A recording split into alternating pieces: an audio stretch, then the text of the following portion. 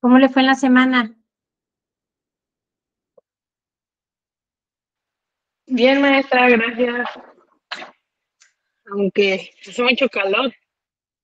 Demasiado calor. Era lo que le estaba yo comentando ahorita al doctor, que demasiado calor. Y ahora que no llueve, no sé en su comunidad, en su zona de ustedes, pero aquí en el municipio de Cuitláhuac no ha llovido nada. Bueno, vamos a dar inicio, contemplando que pues ya estamos aquí presentes y en honor a quienes han sido responsables y muy puntuales por entrar a esta clase. En la clase pasada estábamos viendo la educación del Porfiriato, también vimos en la anterior clase estábamos trabajando sobre la Nueva España, sobre el virreinato, pero ¿qué pasó en el transcurso de que se da los movimientos del virreinato, posteriormente parte importante de la Revolución Industrial como el Nuevo México? Pasaron muchas acciones, pasaron muchas cosas que nos han marcado en la parte educativa. Y a todo esto se le denomina mosaico social de la Nueva España. ¿Por qué mosaico social? Porque es una etapa de cambio, cambio principalmente para las culturas, para las clases sociales. Entonces, en este mosaico social de la Nueva España, se realza primordialmente a la sociedad novohispana. Esta sociedad empieza a tomar forma, empieza a tomar récord a partir del año de 1521. Es donde precisamente, dentro de lo que es la sociedad colonial, pues empezó a dividir, y estas divisiones fueron por diferencias culturales y algunas otras diferencias raciales de la misma sociedad o de los mismos habitantes. Y bueno, eran las aspiraciones y las expectativas que ellos tenían, pues están claramente definidas por el grupo racial. Normalmente en esta época de la Nueva España hubo divisiones de clases y hubo mezclas entre las clases sociales que ahorita vamos a visualizar. Dentro de los grupos raciales más importantes que existían en estos mosaicos fueron los que a continuación aquí estamos presentando. Uno de ellos fueron los europeos. Estaban por el otro lado los indígenas, así como también los africanos. En los africanos se subdivide. Había también la clase baja de los africanos, que como bien nosotros ya conocemos y escuchamos en la primera sesión de clases, se llamaban esclavos. Entonces, estos grupos raciales fueron los que predominaron principalmente en la Nueva Hispana. Entonces, todo esto lo que ocasionó precisamente fue una pluralidad étnica. En esta pluralidad étnica de la Nueva España, pues hubo mezclas, hubo estratos de la población. Y en esos estratos, esas divisiones, o bien esos grupos, está centrada en lo que nosotros, o en la parte de la historia, se le denomina pirámide racial. Y la pirámide racial estaba constituida por 5 tipos, como lo visualizamos en esta lámina. El primero era precisamente, pues, los españoles, ¿verdad? Los españoles, que se consideraban como la raza pura, la, la clase más alta que podría existir. En segundo lugar estaban los criollos. posteriormente los mestizos, los indios y los negros. Así estaba constituida la pirámide racial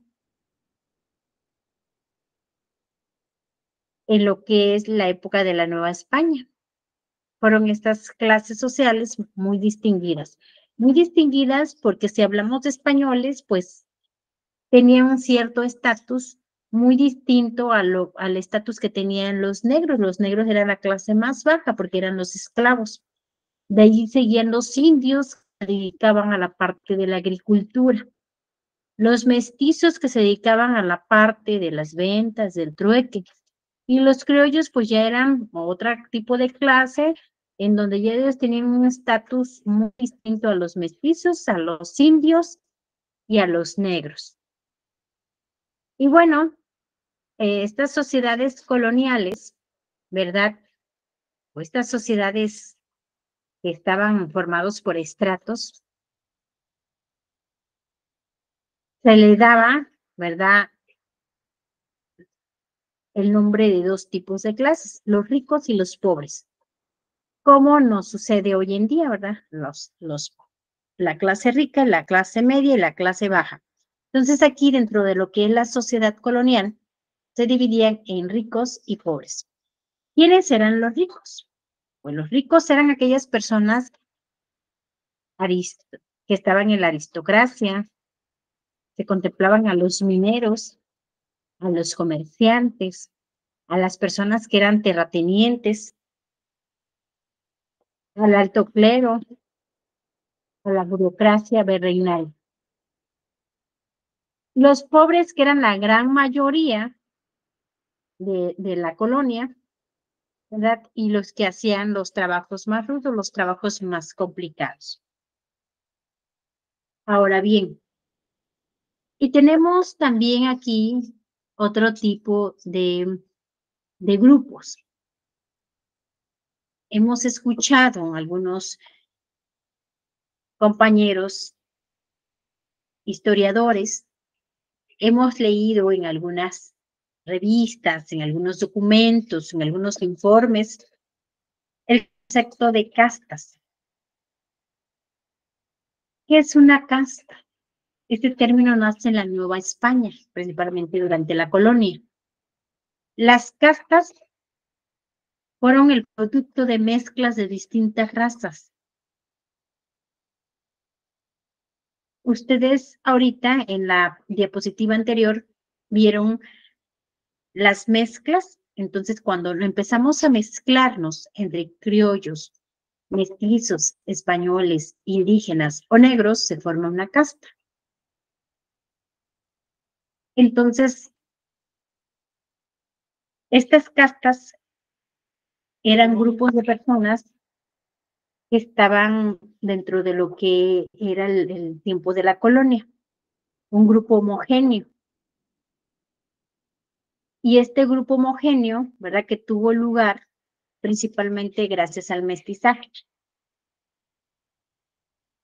Y nos dice que a estos grupos racionales le eran negados y eran discriminados por otros grupos de otros estados, solamente por ser producto de una mezcla. Y como bien nos dice aquí, tuvieron problemas sociales y a estos grupos no se les podía ubicar claramente dentro de qué grupo estaba, dentro del grupo racional. Y bueno, aquí vemos cómo se hacían la mezcla entre los distintos tipos de razas. Y aquí les presento una diapositiva, no sé si se logre ver, si se logra visualizar, creo que no veo.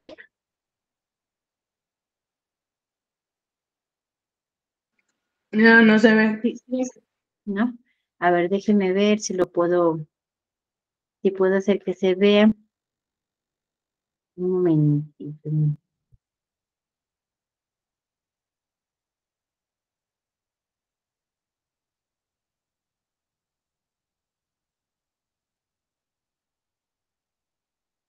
Ya se ve.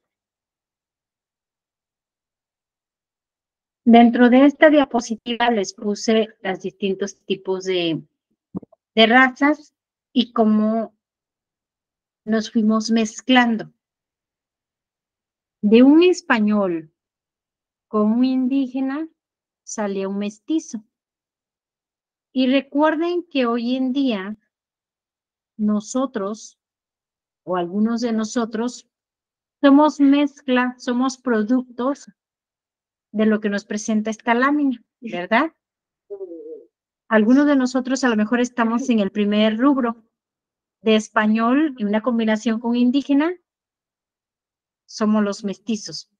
De indio con una negra sale un sambo. De un negro con una samba sale un sambo prieto. De un blanco con negro o negra sale un mulato. De español con morisca sale un albino. De un albino con un blanco sale un salta atrás. Y así también vemos, por ejemplo, de un indio con un mestizo sale un coyote. A lo mejor son términos que no hemos escuchado, pero que estas razas, estas mezclas existen. Puede ser en nuestro estado de Veracruz, puede ser en algunas comunidades. Por ejemplo, vemos que Songolica está constituido por parte indígena. Y así sucesivamente. Así podemos seguir leyendo que de un blanco con un coyote sale un arnizo. De un coyote con un indio sale un chamizo. De un chino con una india sale un cambujo. Entonces, fíjense qué es lo interesante de estas razas y cómo nos fuimos mezclando, porque somos una mezcla de estas razas. Y estas mezclas, pues muchas han salido favorecidas. Algunas otras, como decía la lámina anterior, no nos ubicamos, como ya somos mezclas de mezclas, no nos ubicamos realmente en qué tipo de mezcla nos ubicamos, en qué grupo racial nos encontramos, porque somos mezcla de mezcla, ¿verdad? Tal vez para algunos nuestros abuelos fueron indígenas y a lo mejor nuestros padres fueron el resultado de esos indígenas y de esos indígenas salimos nosotros. Entonces, por eso se dice que en México la gran mayoría de personas son indígenas, ¿verdad? Y bueno, aquí les pongo unas imágenes que son muy asertivas a lo que fue la época, ¿verdad? Del vestimento, sus participaciones de esta época del virreinato. Bueno, y aquí les pongo el resultado de los blancos. ¿Por qué se define blanco? Normalmente algunos historiadores le denominan con el nombre de criollos. Se define como personas blancas a los europeos en general y a los españoles en particular. Y los hijos de blancos nacidos en Nueva España se le ha dado el nombre de criollos. Fíjense, aquí nos está dando ya la respuesta. Los hijos de blancos nacidos en la Nueva España, porque es raza pura, se le conoce con el nombre de criollo.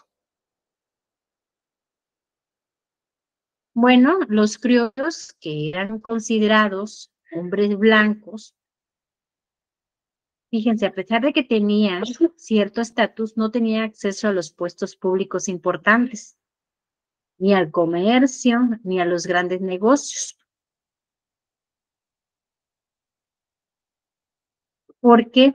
Porque en el siglo XVII al siglo XIX, pues existía una cierta rivalidad entre los criollos y los españoles.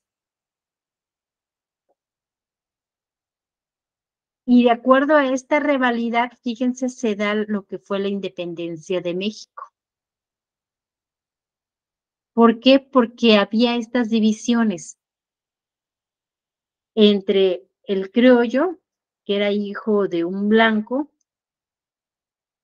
y los españoles, porque los españoles se creían que eran raza pura. Y bueno, dentro de lo que es la familia de los criollos, existían los peninsulares y los americanos. Los criollos peninsulares eran aquellos criollos que aún tenían nexos familiares muy cercanos con España. En cambio, los criollos americanos eran aquellos que habían perdido todo el nexo y contacto familiar con sus antepasados españoles. Por eso se denominan unos peninsulares que tenían sus familiares muy cercanas a la Nueva España, que eran bien vistos, que tenían esa vinculación, que compartían ideales, que se comunicaban entre sí. Mientras los americanos, se le dice americanos, porque eran los que sí tenían la sangre, pero ya estaban distanciados con el contacto familiar, con sus antepasados. Es decir, como que ellos perdieron a esos antepasados, a sus abuelitos y a sus tatarabuelitos. Entonces los criollos americanos, ellos habían participado en el movimiento de la independencia.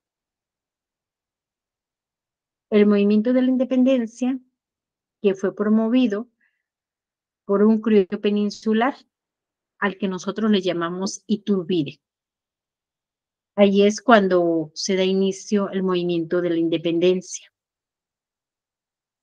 Ahora, los indios, que hoy los conocemos como indígenas, y que nuestro estado de Veracruz tiene un porcentaje de este tipo de personas. Aquí hay habitantes, vamos a decir millones de habitantes,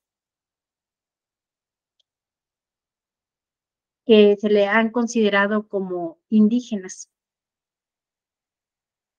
y que esto se derivó de acuerdo a la conquista de México. La conquista de México fue lo que trajo consigo mismo este movimiento de indios y como bien lo tenemos aquí y bueno, como sabemos, mucho se ha hablado, mucho se ha discutido sobre el descenso de la población indígena. ¿Cómo es que se identificaron las causas principales de este descenso? Y bueno, hay 5 factores importantes. De este descenso de la población, uno fue la propia guerra de la conquista. Otro fueron las epidemias. El tercero fue el mestizaje, los trabajos forzados, el desarraigo de los pueblos y los trabajos forzados por otros pueblos. Había combates y se peleaban entre ellos. Y bueno, lo que principalmente ocasionó el descenso de los indígenas fue el mestizaje, lo que influyó muchísimo, que los indígenas fueran descendiendo, fueran en descenso. Ustedes saben muy bien que los indígenas eran una raza que pues era discriminado, la raza más baja, en donde todos los veían como inferiores. Los mestizos, como ya habíamos comentado, es el resultado de un español con un indígena. Y cuando se da la revolución industrial, se da el movimiento de la independencia, acuérdense que en ese tiempo los españoles querían apropiarse de gran parte de nuestro México, de nuestro país. Entonces hubo un movimiento de que los españoles no querían a los indígenas. Sin embargo, hubo mezclas de español con indígena.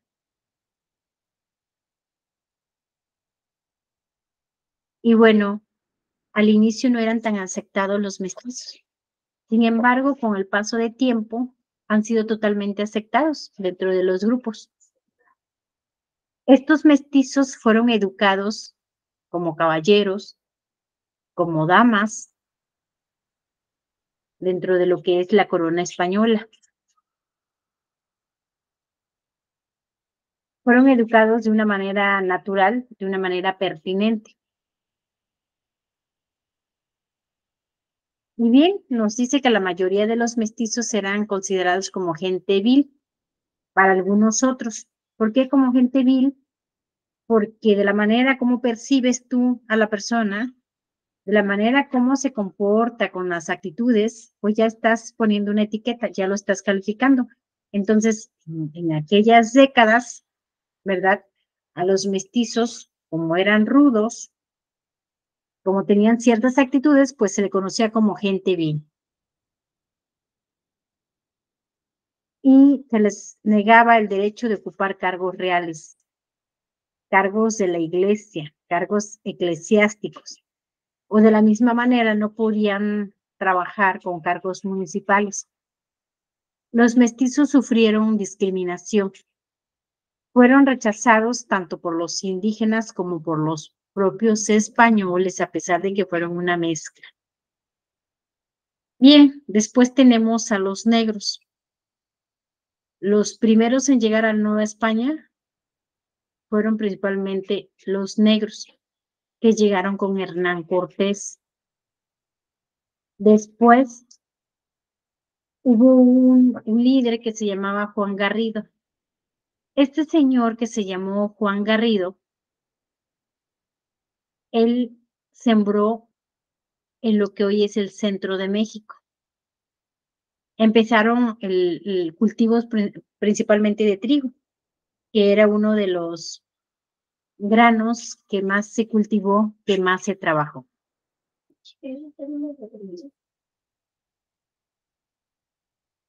Y bueno, parte de nuestro México tenía un grupo que se le llamaban negros, pero recordemos que gracias a los negros, ellos fueron los que trajeron la viruela, que fue una pandemia muy fuerte en donde en su momento murieron ciertas personas, ¿verdad? Hubo una cantidad de personas que acabó. Bien, de acuerdo a los historiadores, tenemos estas mezclas, tenemos estas razas, que parte de ello somos nosotros el resultado, ¿verdad? El resultado de estas mezclas que se dan principalmente a los movimientos de la conquista, a los movimientos de la colonia y a los movimientos de la Nueva España. Y bueno, aquí les voy a mandar, les voy a compartir estas diapositivas para que ustedes también vayan apoyándose, vayan rectificando. Y bueno, tenemos una actividad. No sé si hay alguna duda, Fernanda. No, maestra. Gracias. Fernanda, vamos a hacer una actividad, una estrategia de aprendizaje, la que tú quieras. Podemos hacer una nube, podemos hacer un mapa mental en donde plasmemos las ideas esenciales, las ideas más importantes del cual se habló en este tema.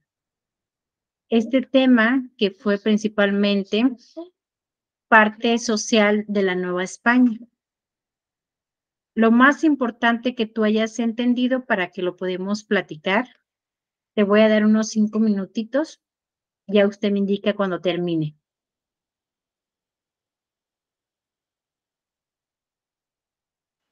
Ok. Gracias, Fernanda.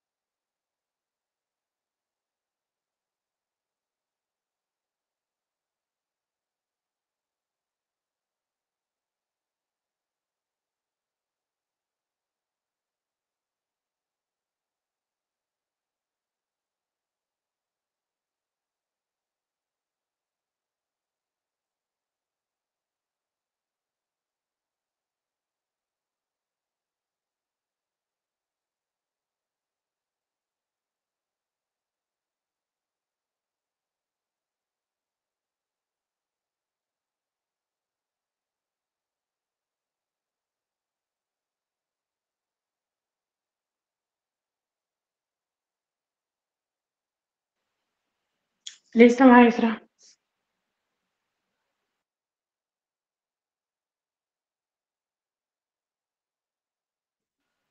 Bien, Fernanda, gracias. ¿Qué nos puedes decir de esta primera participación?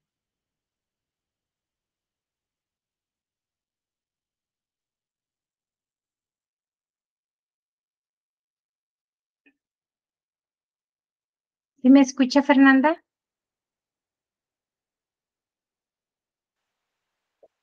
¿Sí me oye? Adelante.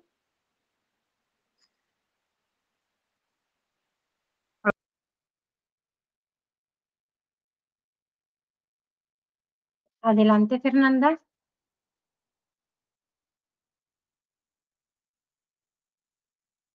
¿Qué me puede comentar de esta primera participación?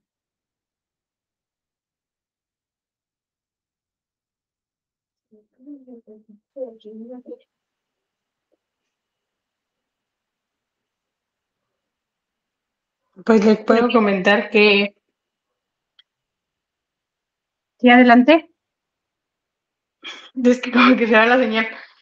Este, pues como dijo hace rato, pues como hay personas que eran, de varias razas, y bueno, por combinación, ¿no? Porque, pues, todo eso, pues tuvo un resultado de clasificación racial, el individuo, su afiliación étnica, también tenía la determinación de la posición social, de acuerdo a el oficio que desempeñaba, ¿no? O sea, como que me refiero a que también como que por parte, como lo dijo hace rato, por parte de su color, pues te decían que eran los negros eran los esclavos. Y depende del color que era, pues iban a lo mejor desempeñando una mejor labor y que no estuvieran como tal, la mayoría de esclavos, los trataban de separarlos, ¿no? Por el color. Exacto. Mm, y pues las principales clases, sociales fueron los españoles.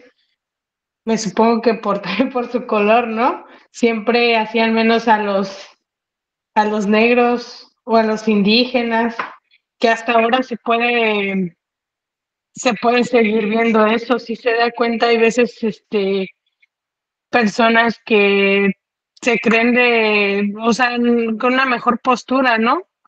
Y tratan de humillar a las personas que son de otro color o cositas así. Desde ahí viene el racismo. Bueno, creo pensar yo eso. Sí, Fernanda, excelente. Bien. De parte que en la segunda sesión de aprendizaje nos brincamos parte de lo y yo les armé una línea de más sería creo que está desde la secundaria, un tema muy nosotros. Sin embargo, hay que aquí visualizando, ¿verdad? Haciendo una retroalimentación sobre este tema, un tema de gran importancia que marcó a nuestro país por una serie de sucesos, una serie de acontecimientos que impactó a nuestro México. Y bueno, la Revolución Mexicana, como ya bien sabemos, fue un conflicto armado que tuvo lugar principalmente desde el siglo XX, estamos hablando del año 1900. Y esto fue por la diplomacia de Porfirio Díaz. se quería derrotar, ¿verdad? Porque él ya había estado en el y se quería derrotar. Bueno,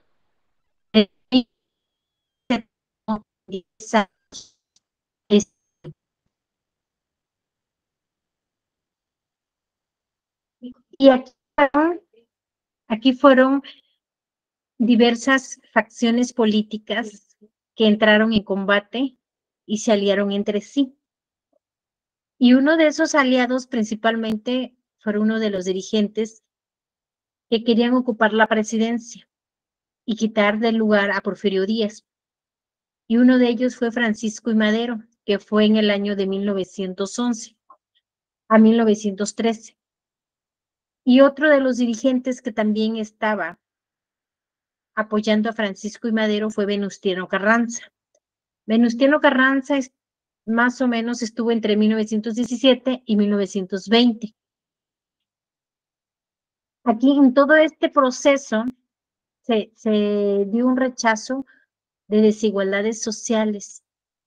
Estas desigualdades sociales que se empiezan a dar, pero que ya tenían historia, son heredadas por el gobierno de Porfirio Díaz. Sin embargo, Francisco I. Madero y Venustiano Carranza siguen esas desigualdades. ¿Y quién ocasionó todo esto? Pues precisamente los movimientos políticos, los proyectos sociales. Es aquí, cuando se da todo ese conflicto, cuando terminan con el asesinato de Emiliano Zapata y Francisco Villa.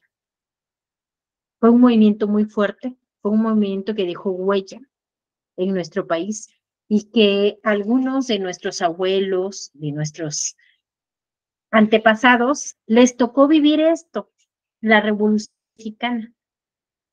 Era tan fuerte en donde las doncellas eran robadas, eran secuestradas, se las llevaban las personas de las guerrillas.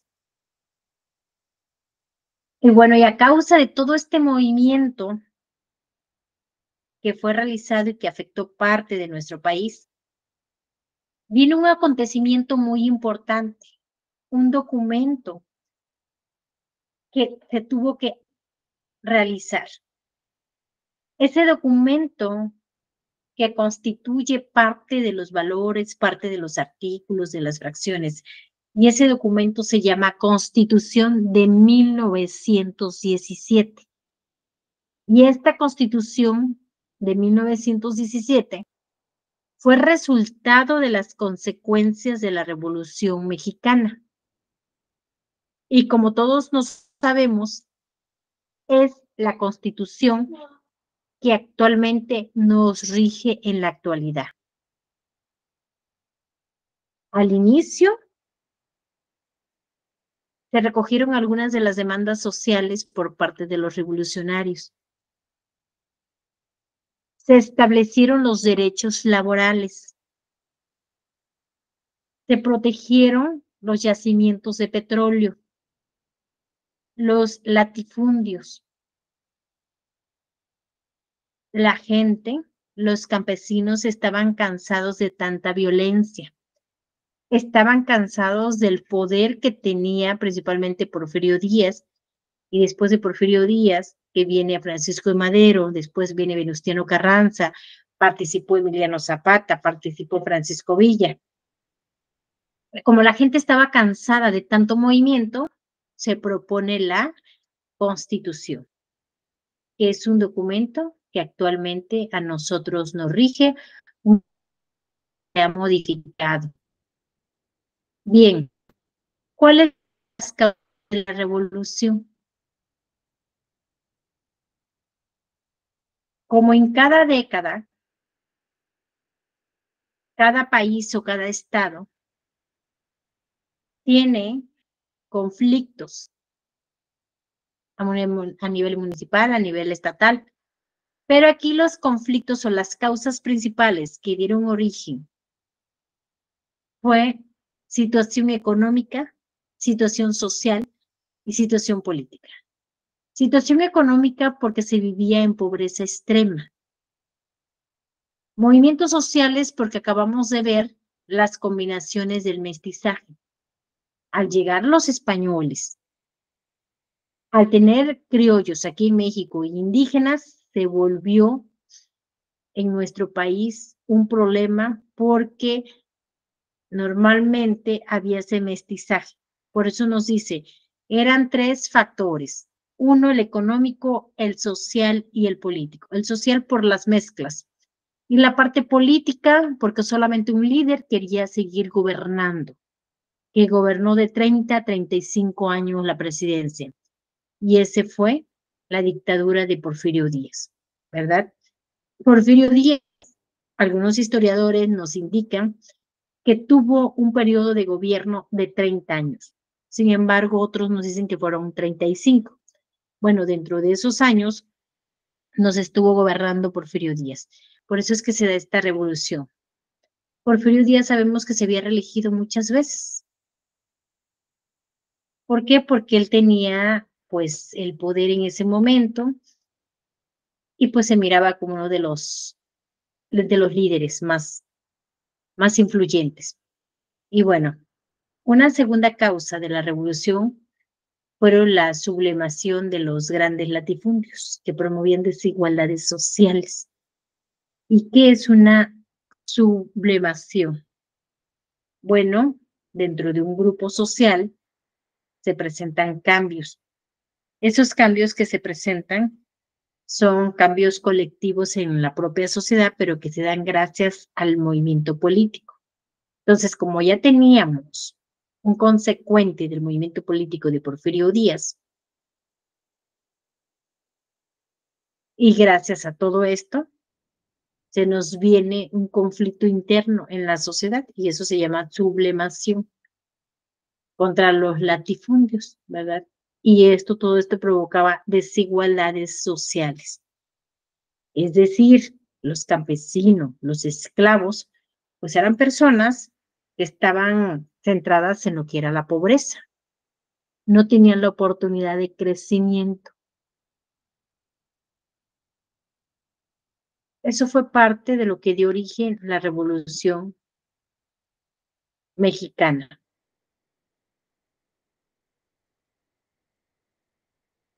Ya pues, en 1900 a elecciones, ¿verdad? Este señor Francisco y Madero, pero ¿qué creen? Lo encarcelan. Y lo encarcelan porque Porfirio Díaz no lo dejó. Todavía Porfirio Díaz tenía mucho poder. Y bueno, este hecho que ocasionó Porfirio Díaz en contra de Francisco y Madero, que lo encarceló, desencadenó precisamente una campaña de insurrección contra Porfiriato. Y esto se le conoce como el Plan de San Luis. Este Plan de San Luis, que fue promovido por Madero, fue en el año del 20 de noviembre. ¿Creen que cuando alguien toca llevar teles con el nombre del Plan de San Luis? Al aplicar el Plan de San Luis, el pueblo no estaba contento. Aquí se viene otro movimiento, y ese movimiento es un levantamiento armado. Estos levantamientos armados estaban centrados o estaban dirigidos en distintos puntos de nuestro México, por diferentes estados. Y bueno, ¿quiénes fueron los protagonistas? En primer lugar, los campesinos. Los campesinos que fueron encabezados por los líderes revolucionarios. ¿Quiénes fueron? Francisco y Madero, Emiliano Zapata. Esos líderes revolucionarios como Emiliano Zapata, Morelos, Pascual Orozco, Francisco Villa, ellos tomaron principalmente el centro de Juárez. y lo tomaron en 1911. Todo este movimiento que se da entre estos líderes se le conoce o dio como resultado el Plan de San Luis, un documento que establece reglas, que establece políticas, que establece lineamientos. Pero después de todos, participó un señor líder que se llamó Victoriano Huerta. A la renuncia de Porfirio Díaz, en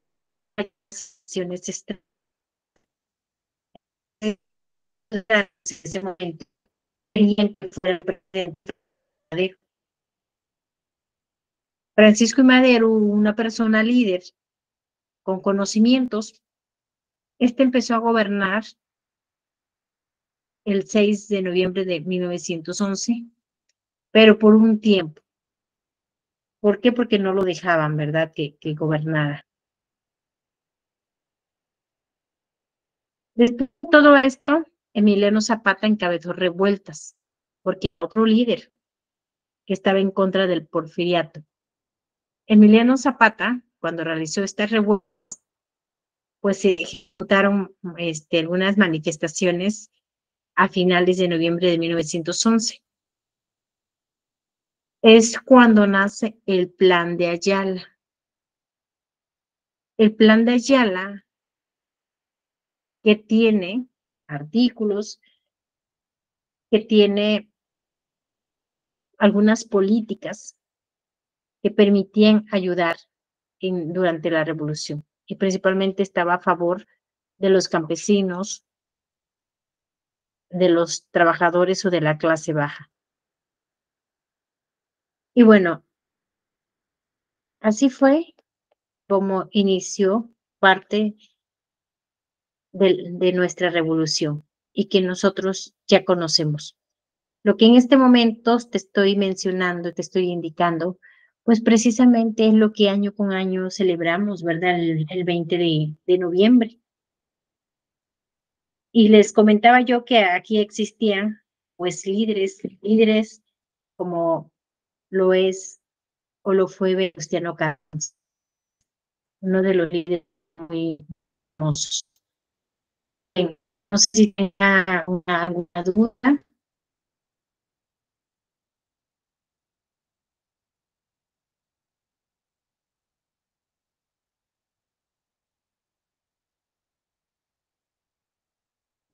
Fernanda, ¿hay alguna duda? No, maestra, ninguna.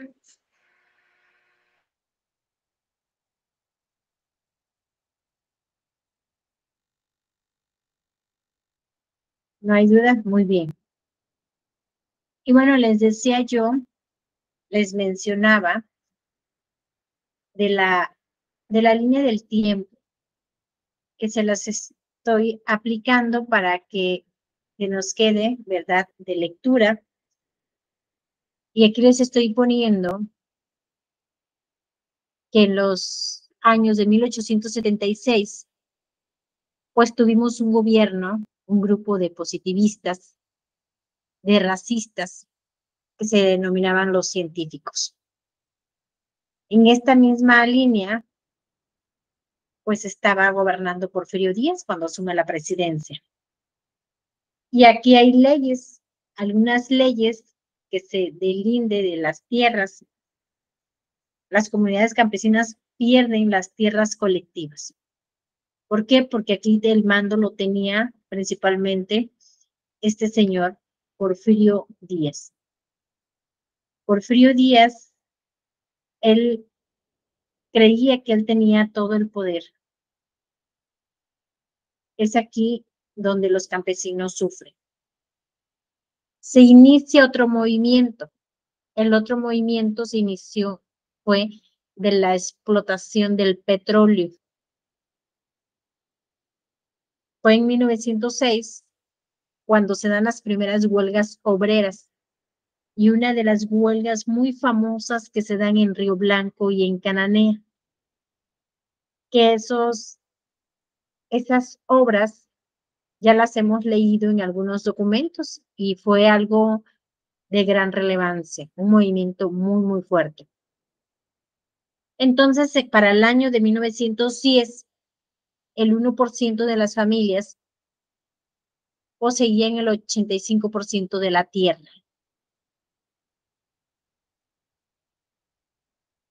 Es aquí, más o menos por 1910, cuando Francisco I. Madero se postula a la presidencia. Trata de luchar y de derrotar a Porfirio Díaz.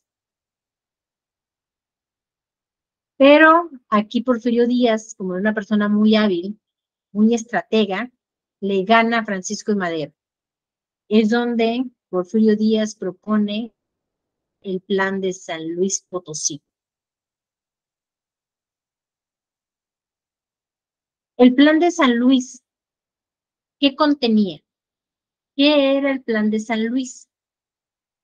El plan de San Luis, que se da también más o menos por 1910, contenía una de las reglas estrictas: no reelección. ¿Por qué? Porque el plan de San Luis viene a contrarrestar puntos, atacar, por así decir, a Porfirio Díaz, que fue uno de los presidentes que más tardó como presidente de México. Entonces, uno de los puntos del plan de San Luis es no a la reelección, sufragio libre y secreto, es decir, el voto es libre y secreto. Reintegrar las tierras que fueron usurpadas por las comunidades campesinas e indígenas. Se les iban a entregar las tierras al verdadero dueño. Después, en 1811, Porfirio Díaz renunció un 25 de mayo. Fue cuando entra Emiliano Zapata con el Ejército del Sur, el ejército que lo apoyaba Emiliano Zapata. Aquí fue cuando Emiliano Zapata se niega a desarmar las tropas hasta que se devolvieran las tierras a los campesinos. Por eso Emiliano Zapata hoy en día juega un papel de un líder, porque gracias a Emiliano Zapata tenemos nuestras tierras. Los campesinos que tienen sus tierras, principalmente en Ejido, fue gracias a Emiliano Zapata. De la misma manera, en 1911, de octubre, Francisco I. Madero fue elegido presidente. Fue donde Zapata, les decía yo, que promulgó el plan de Ayala. En 1912, en febrero principalmente, se da un golpe de Estado. ¿Por qué? Victoriano Huerta fusila a Francisco I. Madero. Victoriano Huerta era apoyado por la jerarquía eclesiástica, por los terratenientes. En 1913, en febrero, se da el Plan de Guadalupe. Este plan, que también es de realce para nuestro país. En junio de 1914, Francisco Villa toma la ciudad de Zacatecas. Es aquí donde Huerta renuncia y se exilia en Estados Unidos. Se va a pedir al ojo en Estados Unidos. Ahí mismo, en octubre de 1914, hay una convención en Aguascalientes. En esta convención se reúnen algunos líderes. Uno de los líderes fue Carranza, fue Emiliano Zapata, fue Francisco Villa. Es aquí un movimiento importante que se da en este periodo de la Revolución. Se formaron distintos batallones en 1815. Ya después, en 1915, Francisco Villa ataca la ciudad norteamericana. Y también ataca parte de los Estados Unidos. Posteriormente, en 1916, se reúne el primer congresista feminista internacional en México. Es aquí donde Carranza convoca al Congreso Constituyente y ellos quieren sancionar a la Constitución de 1917. ¿Cuál? Pero no estaba vigente, por eso la querían sancionar. Y bueno, dentro de lo que es la Constitución de 1917, se establecieron los artículos que fueron los más antiguos.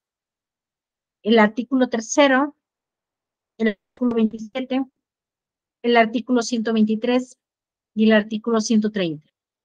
Los artículos más valiosos que todavía se siguen conservando en nuestra Constitución. La Constitución que actualmente nos rige es la Constitución de 1917. Los artículos que se consideraron fue el artículo 3º,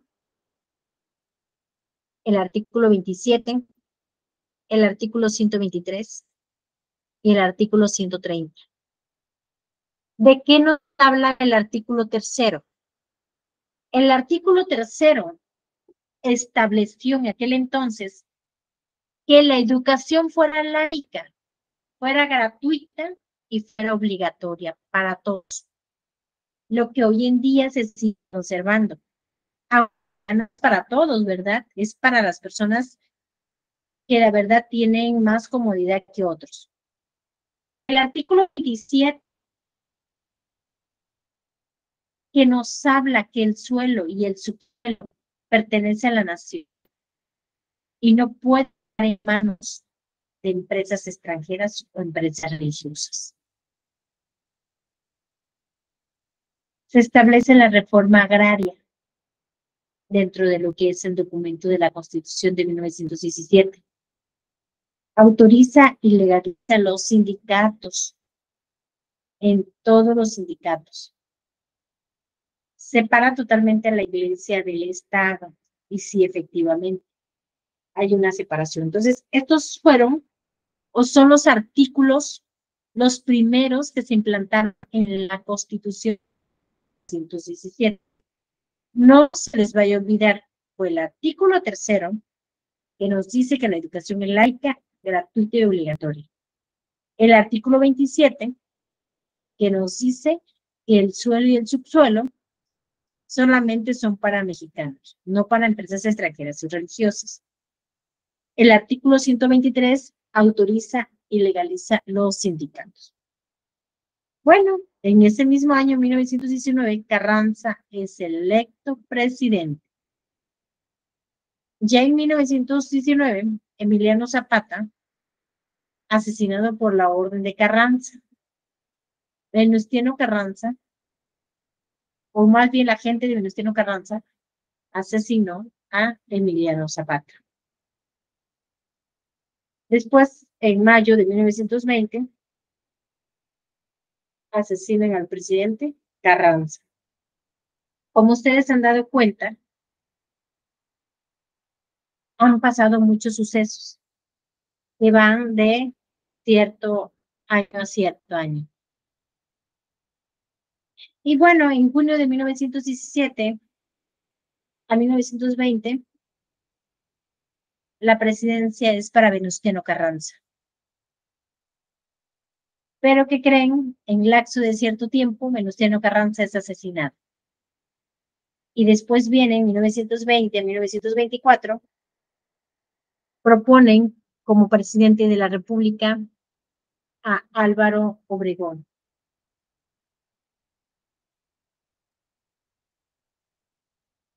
En julio de 1923 es asesinado Francisco Villa. Después, en 1924 a 1928, el gobierno de Plutarco Elías Calles se desata la guerra cristera, que es una oposición entre católicos y la Revolución Mexicana. Por eso se dice guerra cristera. Un enfrentamiento entre el aspecto religioso, como bien nos lo dice aquí. En 1929, aquí ya Plutarco Elías Calles funda el Partido Nacional Revolucionario, que hoy en día lo conocemos como PRI. En 1928-1930 ocupa la presidencia Portes Gil. En ese periodo también lo ocupa la presidencia Rodríguez Luján. Ya después, en 1934, asume la presidencia Lázaro Cárdenas. Y como ustedes observaron, estas láminas, ¿verdad? Vienen tomando pauta, vienen considerando lo que pasó en la Revolución Mexicana. Es una línea del tiempo.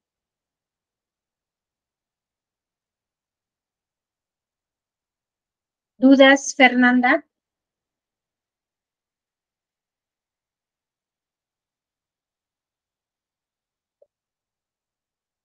Fernanda, ¿hay alguna duda? No, maestra, es que como que se me distorsiona, no sé si sea mi señal o la después. Ah, no se escucha muy bien. Bien, Sí, bueno, no, no. en este tiempo que nos queda, vamos a sacar 5 preguntas y le vamos a dar su respuesta sobre la Revolución Mexicana. Usted puede apoyarse de las láminas que presentamos o de la misma manera, si usted tiene su celular, puede buscar información. 5 preguntas. Una podría ser, ¿qué es la Revolución Industrial? La segunda puede ser, ¿cuáles fueron las causas que dio origen a la Revolución Industrial? ¿Quiénes fueron los líderes que participaron en la Revolución Industrial? Quiero 5 preguntas con sus respuestas. Te voy a dar 5 minutos, Fernanda. Ok.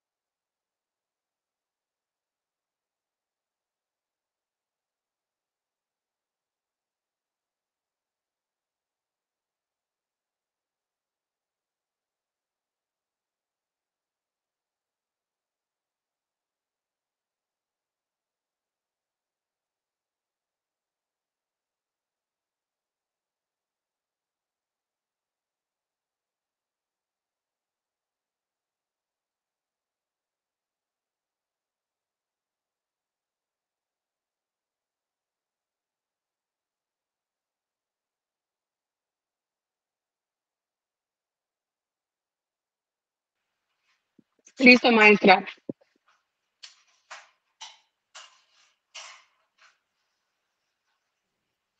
Gracias, Fer. Vamos a dar lectura a la primera pregunta. ¿Cómo le quedó? Le puse, ¿qué fue la revolución industrial? La La Revolución respuesta es, Mexicana. ¿ah? La Revolución Mexicana. No, ¿qué no era industrial? Estamos hablando de la Revolución Mexicana. Bueno, adelante. Bueno, ahorita, denme 2 minutos. Perfecto.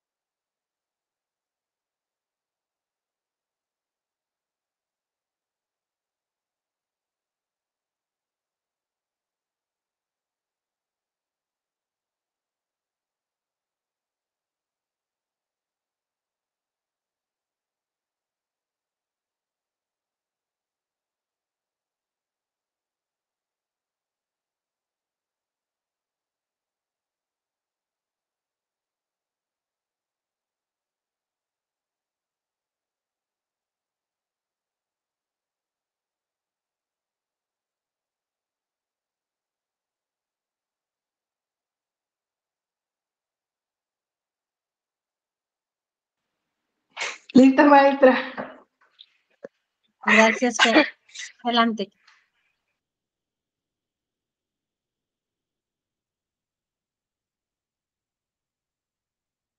Adelante, la escuchamos, Fer.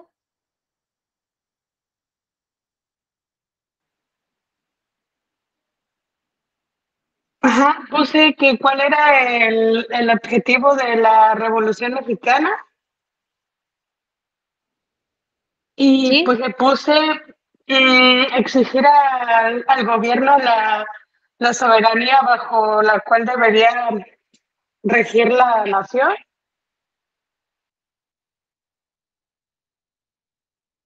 Bien, la segunda pregunta. Este, la segunda, qué fue lo que marcó el fin de la Revolución Mexicana? Pues fue la promulgación de la Constitución de 1917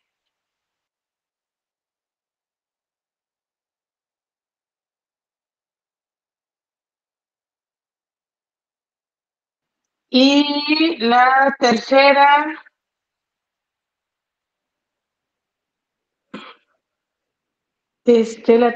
fue ¿cuánto tiempo duró el movimiento de la Revolución Mexicana?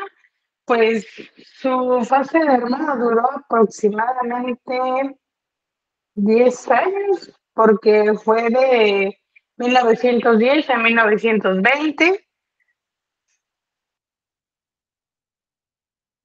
Bien, la siguiente pregunta.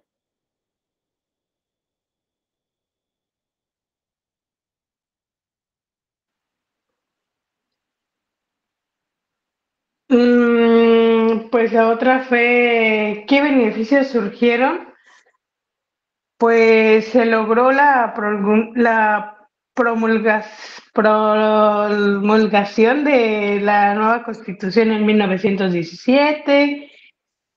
Este, y pues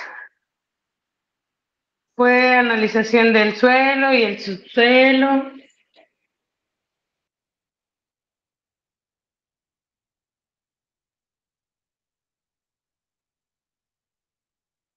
Bien, Fernanda, gracias. Bueno, hicimos estas preguntas como de retroalimentación de nuestra sesión de aprendizaje, ya que abarcamos dos temas, lo que fueron las castas, el mestizaje, lo que fue la revolución industrial, y les presentamos aquí la línea del tiempo para que fuera más amena, ya que, como bien lo dices, es un tema amplio que no nos daría tiempo a abarcarlo, ¿verdad? Durante hora y media. Y bueno, Fer, vamos a culminar, ¿verdad? La parte más importante. Estamos hablando sobre la Revolución Mexicana. Entonces, en esta Revolución Mexicana, ¿qué papel jugó la parte de la educación? Y bueno, la educación se convirtió en una herramienta clave. ¿Para qué? Para movilizar a las masas, que fue un medio para promover ideologías, ¿verdad? Ideologías revolucionarias. Es aquí, durante el periodo de Porfirio Díaz, que el sistema educativo pues estaba bajo el control del gobierno central. Y el gobierno central, pues precisamente, ¿verdad? Era un gobierno elitista y era excluyente, donde bien se mencionaba en la clase pasada, donde solamente podrían entrar la clase o el que tenían el estatus para poder acceder a una educación, en una educación donde se les enseñaban, ¿verdad?, algunos oficios. Y bueno, la educación en ese momento se contempló como una herramienta esencial para la sociedad, ¿verdad? Es aquí donde también hubo una transformación con José Vasconcelos. Incluso José Vasconcelos jugó una figura muy importante, quien se desempeñó por primera vez como el secretario de Educación, ¿verdad? Y como secretario de Educación, José Vasconcelos fue un defensor, fue una persona apasionada hacia la educación. Y él decía que una sociedad que tenía educación podía tener grandes logros. Es por eso que aquí en Vasconcelos implementó políticas, y estas políticas buscaban democratizar la educación y garantizar el acceso de forma universal, que fuera para todos, ¿verdad? Sucedieron hechos importantísimos y como bien se dice, bueno, uno de los hechos fue que José Vasconcelos llega a la Secretaría de Educación con temas viables, ¿verdad? Que tenían que ver con la parte de historia, con la parte de sociología, en donde se enfatizó principalmente una educación cívica. Esta educación cívica que trajo o buscó inculcar valores de igualdad, valores de justicia social, valores de participación ciudadana. Estos valores que hoy en día se siguen cultivando, que los seguimos teniendo, ¿verdad? Para ser una persona íntegra, una persona que le dé servicio a otra persona dentro de lo que es principalmente, pues, la parte social.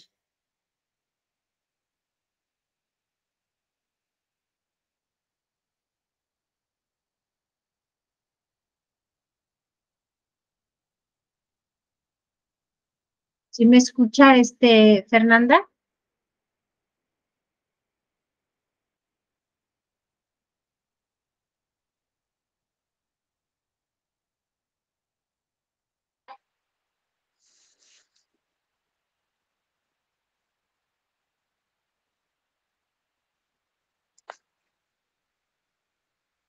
Sí, sí, la escucho. ¿Sí? Bien, con esto, Fer, terminamos. No sé si usted tenga alguna duda, algún comentario. No, maestra. ¿Va a subir actividad? No, la única actividad es el ensayo que tenemos desde la primera sesión de clases que se les mencionó. Pero de todas maneras les recuerdo por el grupo de WhatsApp para que lo tengan todos. Ok, está bien, maestra, gracias. Hasta Gracias a usted, luego, buenas noches. como siempre, bien cumplida, sí, bien responsable. Gracias, Fernanda. Un abrazo. Cuídate mucho. Bonita tarde, noche.